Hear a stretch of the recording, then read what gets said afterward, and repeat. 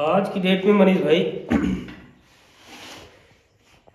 शिक्षा और स्वास्थ्य जो है जी आदमी के मौलिक अधिकार, मूलभूत अधिकार कर देने चाहिए।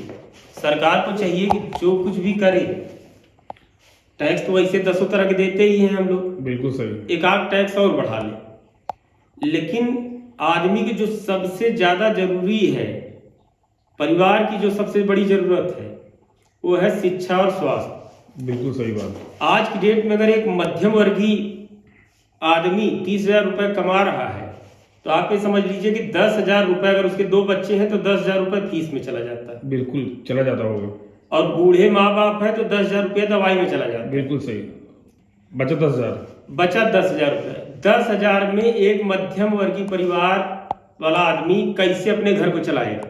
बहुत कठिन है। वो घुट घुट के मरता है लेकिन कुछ कर नहीं पाता। अगर शिक्षा नहीं देता है बच्चों को तो समाज ये कहेगा कि बच्चों को पढ़ा नहीं रहे हैं। और अगर माँ बाप को नहीं देखता है तो माँ बाप ये कहेंगे, रिश्तेदार ये कहेंगे कि माँ बाप को नहीं देख रहा है। बिल्कुल सही। दसों तरह के, एक नौकरी पेशा आदमी, मध्यम वर्गीय आदमी 10 तरह का टैक्स देता है। एक ही सामान पे 5 बार टैक्स देता है। बिल्कुल सही। तो ऐसे में गवर्नमेंट को चाहिए कि जो भी शिक्षा है पूरी तरह से फ्री कर देनी चाहिए। बिल्कुल सही। किसी भी परिवार का हो, मध्यम वर्गीय हो, लोअर हो, अपर हो, सबके लिए शिक्षा की एक व्यवस्था होनी चाहिए। बिल्कुल सही। कि कोई भी कहीं भी पढ़ना चाहता है जाकर के पढ़ सके, उसकी फीस माफ होगी, फीस नहीं लगेगी। बिल्कुल सही। और जो भी लोग शिक्षा का व्यापारीकरण कर रहे हैं, शिक्षा के नाम पे अपना व्यापार चला रहे हैं कि ये कर रहे हैं, वो कर रहे हैं, या तो अगर आपको शिक्षा देनी है तो जो सरकारी मापदंड है उसी के हिसाब से शिक्षा दीजिए। अगर आप उससे एक्स्ट्रा कर रहे हैं, एक्स्ट्रा फीस ले रहे हैं या एक्स्ट्रा कुछ अदर कर रहे हैं, तो आपको क्रिमिनल घोषित करके, क्रिमिनल जो भी धारा बना करके उस पर आपको केस करना चाहिए। तो शिक्षा का व्यापारीकरण नहीं होना चाहिए। इससे क्या है, गरीब से गरीब, अमीर से अमीर का बच्चा एक छत के नीचे पढ़ेगा। अब आप समझिए जो सरकारी स्कूल है जहां पे आज की डेट में पढ़ाई नहीं हो रही, आप समझिए वहीं पे एक गजटेड अधिकारी का बच्चा, एक नेता का बच्चा या समाज के बड़े वर्ग का बच्चा अगर पढ़ने आता है तो वहां की ऑटोमेटिक के जो भी व्यवस्था है वो सुधरे। बिल्कुल सही। अगर आपको कुछ देना है तो जो वहां के प्रिंसिपल है सरकारी स्कूलों, उनको रिवार्ड दीजिए कि अगर आपके 80%, 90% रिजल्ट आता है तो हम आपको आउट ऑफ टर्न प्रमोशन देंगे। बिल्कुल सही। टीचरों को दीजिए कि अगर आपके सब्जेक्ट में बच्चे इस तरह से पास होते हैं तो हम आपको एक रैंक प्रमोशन देंगे, 10,000 रुपए सैलरी इंक्रीज कर देंगे। देखिए कैसे पढ़ाई नहीं होती सरकारी स्कूलों में। आज की डेट में जो सबसे बेस्ट टीचर है वो सरकारी स्कूलों में।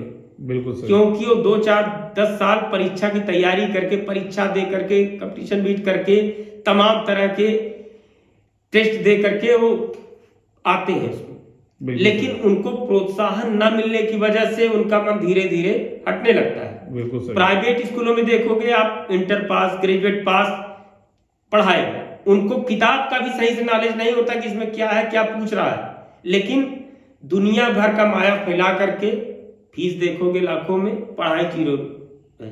बिल्कुल सही। तो सरकारी स्कूलों को अगर प्रोत्साहन आप दे रहे हैं, टीचरों को दीजिए, प्रिंसिपल को दीजिए, तो देखिए कैसे नहीं होता। उनको रिवार्ड करिए कि आप ऐसा करते हैं तो ऐसा होगा, ऐसा करते हैं तो ऐसा होगा। और जब इतने बड़े बड़े परिवार के बच्चे पढ़ने आएंगे तो ऑटोमेटिक वहां की व्यवस्था सुधरेगी। और अगर कोई व्यापारीकरण कर रहा है प्राइवेट खोल करके, प्राइवेट खोलता है खोले, लेकिन उनको एक इंस्ट्रक्शन दे दीजिए कि आपको पूरे गवर्नमेंट के नाम जो कंडीशंस है वो फॉलो करनी पड़ेगी, जो गवर्नमेंट की फीस है वो आपको करनी पड़ेगी, जो गवर्नमेंट के टीचर है वो आपको करने पड़ेगी, तब करिए। क्योंकि आज की डेट में जितने बड़े बड़े कॉलेज हैं, जितने बड़े बड़े हॉस्पिटल हैं, वो सब नेताओं के, अधिकारियों के, बड़े बड़े लोगों के। अगर आप ऐसा एक नियम बना के करें तो इससे मध्यम वर्गीय परिवार के लोगों को समझिए कि आपको 60% बेनिफिट मिलेगा। बहुत सही मदद। आप फ्री कर दीजिए ना कि शिक्षा सबकी फ्री। टैक्स बढ़ाना है आपको 2-4% और बढ़ा लीजिए। रही बात स्वास्थ्य की, स्वास्थ्य अभी आप निकालते हो कि एक कार्ड निकला है, इसमें आप करिए। उसमें अगर हम लोग अप्लाई करते हैं, दूसरे लोग करते हैं, पता नहीं 2010 की लिस्ट चल रही है, 2024 की नहीं है अभी। 14 साल गए थे। आप फ्री करिए ना कि ये हॉस्पिटल है, जो ट्रीटमेंट कराना है कराइए, जो जांच करानी कराइए। अगर वो जांच उपलब्ध नहीं है आप कराइए, सरकार उसका पैसा आपके खाते में देगी। ये क्या आप कभी गरीब के लिए, कभी 30,000 के लिए, कभी 50,000, दुनिया भर के फाउंडेशन मत करिए, उसमें आदमी कंफ्यूज। जैसे मैं महाराष्ट्र में गया अपनी सिस्टर का ट्रीटमेंट कराने के लिए, बिल्कुल सही। वहाँ का केम हॉस्पिटल है, हाँ जी। मैंने ब्रेन ट्यूमर का ऑपरेशन कराया जी। मेरी हालत खराब थी, मेरे पास पैसे नहीं थे। अगर मैं नॉर्मल नागपुर बात किया, सब जगह बात किया, बोले लोग 15 लाख लगेगा, 20 लाख लगेगा, 25 लाख लगेगा। केम हॉस्पिटल महाराष्ट्र में है, नगर निगम, नगर महापालिका वहां की चलाती है। हाँ जी। वहां मैं 15 दिन रहा, ऑपरेशन हुआ, मेरी सिस्टर आईसीयू में रही, ठीक होके भी आई। टोटल 2500 रुपए हॉस्पिटल ने खर्चा लिया। वो भी अब बोला अगर आप देने में सक्षम नहीं है तो माफ कर देते हैं। हमने कहा नहीं देंगे। वहाँ के अच्छे अच्छे डॉक्टर जो लीलावती में प्रैक्टिस करते हैं, वही डॉक्टर आके सरकारी सेवाओं में भी सेवा देते हैं, और ट्रीटमेंट में कहीं कोई भेदभाव नहीं। मैंने देखा केम हॉस्पिटल महाराष्ट्र में अच्छे अच्छे अधिकारी जो पैसे से सक्षम है, लेकिन उनका इतना विश्वास है केम हॉस्पिटल के प्रति कि वो लीलावती में ऑपरेशन ना करा करके केम में कराए। मेरी उनसे बातचीत हुई। तो ऐसी व्यवस्था आप करिए कि बाहर से लोग आकर के ट्रीटमेंट कराएं, उनका ट्रीटमेंट पूरी तरह से फ्री हो। आप चाहे गरीब हो, अमीर हो, कैसा भी हो, आपको पैसा नहीं लेना है।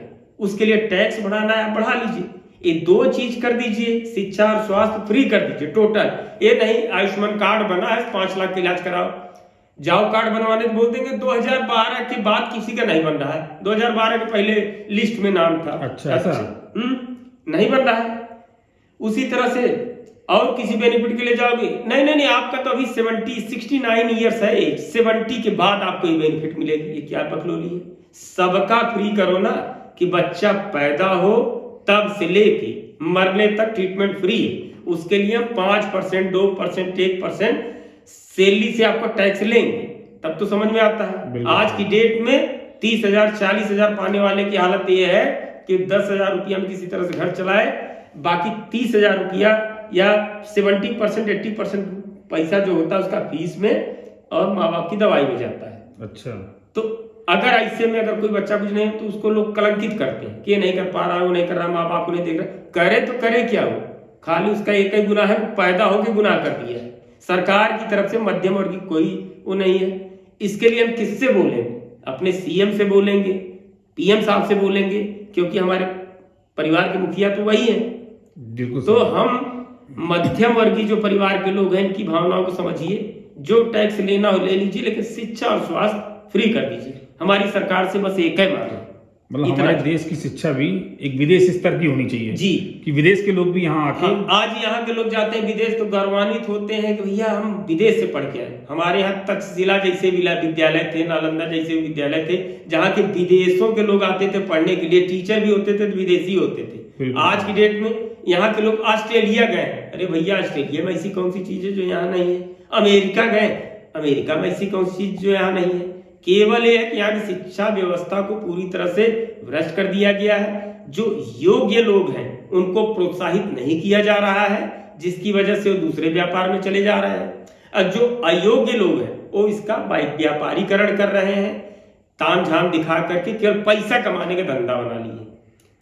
तो इसलिए सरकार को इस तरफ देखना चाहिए। मेरा मतलब आपका मुद्दा ये है कि हमारे देश में शिक्षा और स्वास्थ्य निःशुल्क होना चाहिए और इसका व्यापारीकरण नहीं होना चाहिए, और यदि कोई व्यापारीकरण इस पर करता है तो उसको क्रिमिनल घोषित करके उस पर धारा कोई लागू करनी चाहिए। धारा एक बनाइए जिस पे धारा लागू होगी, इसको सजा होगी, क्योंकि ये हमारे गवर्नमेंट का वेलफेयर है, बिल्कुल, जिससे ये जनता को मिलना चाहिए।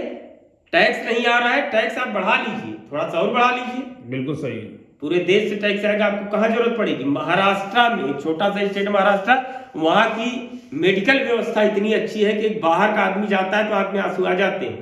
केम हॉस्पिटल चले जाइए, मैं नाम ले रहा हूं, वहां की महानगर पालिका चलाती है, किसी को वहां प्रताड़ित नहीं किया जाता है। इवन अगर आपके पास खाना नहीं है, आप रोड पर खड़े हो जाइए, आपको खाना भी मिल जाएगा, पानी भी मिल जाएगा, और सब वेल मेंटेन। जब ऑपरेशन के बाद 10 दिन बाद में गया तो मैं बहुत शॉक था कि कितना बिल आएगा, कितना बिल आएगा। उसने 2500 रुपए का बिल दिया, अब बोला अगर सक्षम नहीं है तो मैं पेड ऑफ कर दूं। मैंने कहा नहीं साहब, और वहाँ के डॉक्टर रिश्वत भी नहीं लेते। मेरे साथ एक मेरे और मित्र थे, उनकी बेटी का ट्यूमर था, ऑपरेशन कराए, बाद में इतना वो खुश हुए, ऑपरेशन सक्सेस हुआ, क्योंकि सारे प्राइवेट हॉस्पिटल ने जवाब दे दिया था, उनका भी ब्रेन का ऑपरेशन था। वो खुश होकर बोले मैं 500-500 रुपए पूरे स्टाफ को देना चाहता हूँ। तो डॉक्टर ने बोला कि नहीं, यहाँ हमको गवर्नमेंट तनख्वाह देती है, हमको कोई जरूरत नहीं है, आप बाहर जाइए, किसी जरूरतमंद को, किसी गरीब को आप भोजन करा दीजिएगा, हम लोग को कुछ नहीं चाहिए। ये मेरे सामने की बात है, तो बड़ा अच्छा लगा। और जब छोटा सा स्टेट ऐसा कर सकता है तो देश में क्यों नहीं हो सकता है, करो ना। बहुत धन्यवाद संतोष भाई आपका। जनता जागरूकता अभियान कार्यक्रम में आपकी बात को हमारी जनता तक और हमारे शासन, करंट वर्तमान शासन द्वारा पहुंचाया जाएगा शासन को, जिससे आपकी बात सुनी जाएगी। और हमें शासन से निवेदन है कि हमारे संतोष सिंह जो हमारे मंच पे विराजमान हैं, इनकी बातों पर विशेष ध्यान दिया जाए। और ये जनता के हित में, चूँकि ये पब्लिक की हित की बात कर रहे हैं, तो इनकी बातों को विशेष ध्यान रखें। हम आपका तहे दिल से हार्दिक अभिनंदन करते हैं। और आपने जो अपना अनुभव शेयर किया, आपने अपने इस बात के लिए मैं आप इस चैनल के माध्यम से मैं आपको धन्यवाद करता हूं।